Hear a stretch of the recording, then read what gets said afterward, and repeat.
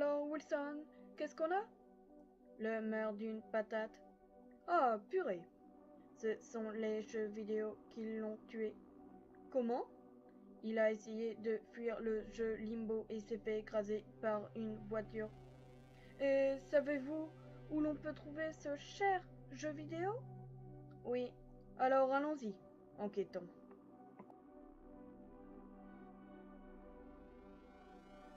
Limbo est un jeu de plateforme et de réflexion développé par le studio danois Playdead. Dans ce jeu, nous incarnons un garçon dont on ne sait rien de lui, avançant dans un monde sombre, hostile et désert. Pendant ce jeu, nous parcourons la ville, la forêt, les égouts et des usines dans un univers monochrome, glauque du début jusqu'à la fin du jeu, dans un but inconnu.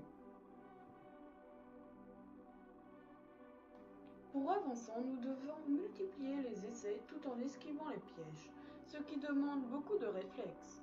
Certains passages sont chronométrés et demandent beaucoup de réflexion. Tout d'abord, partons d'une base simple, que le garçon se balade dans les limbes, dans le but de retrouver sa sœur décédée, qu'il retrouvera à la fin du jeu. Les enfants seraient en fait morts dans un accident de voiture, ce qui expliquerait pourquoi tout au long du jeu, on pourrait voir à ce qui ressemblerait à des pneus dans le décor, et aussi à certains changements de gravité, ainsi qu'au décor qui tourne dans le dernier niveau. Et enfin, la dernière scène, où le garçon traverse une sorte de miroir, ce serait en fait le pare-brise de la voiture et l'arrêt de sa vie.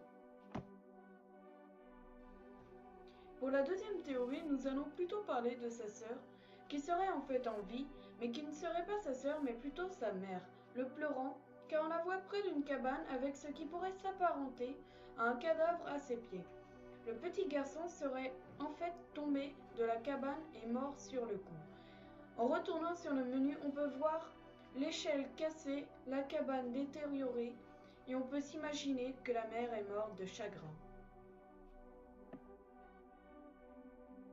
Nous pouvons trouver encore moult et moult théories pour ce jeu, tellement qu'il y a de détails, mais allez jouer à ce jeu et laissez votre imagination créer de nouvelles théories. Nous pouvons conclure en disant que la patate est morte en fuyant ce jeu.